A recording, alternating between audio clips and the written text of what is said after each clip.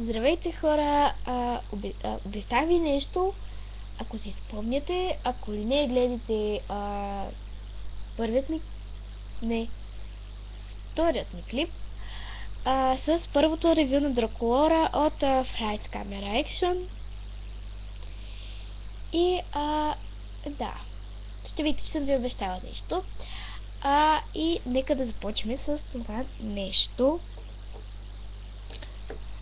Значи, както знаете, имам две кукли.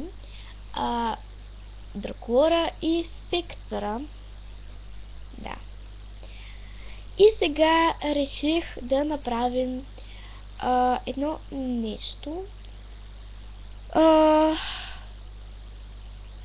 И сега ще забележите разлика, която мисля, че ще се забележи доста, защото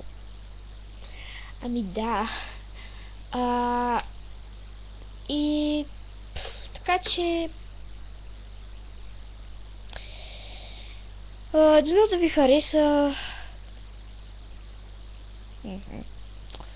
Ще ви хареса, надявам се, защото правя за пръв път такова нещо.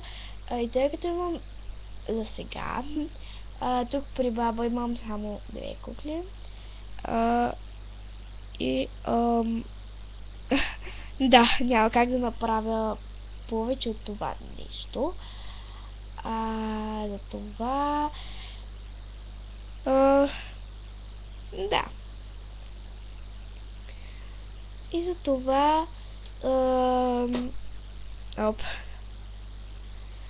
добре.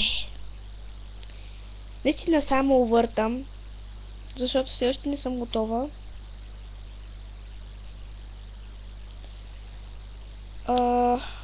Така.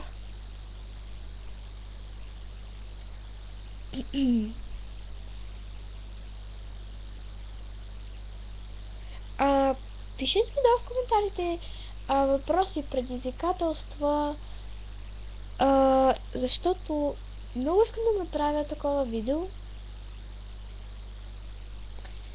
Да, и се надявам да ми пишете долу в коментарите. Добре, нека да започваме с Дракулаура. Ето, момент, само да сваля ръката. Ето Дракулаура. Пишете ми в коментарите, ако забелязвате нещо различно в нея, даже ще ви я приближа. Ето така. Да. И да пристъпим към Спектъра, при което мисля, че се личи повече. Точно каква е промяната в нея.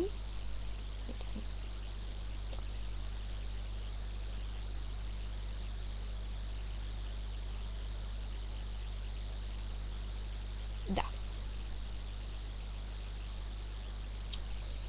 И така.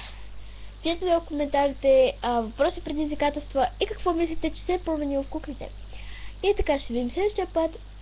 Дайте thumbs up и се абонирайте за канала ми. Чао!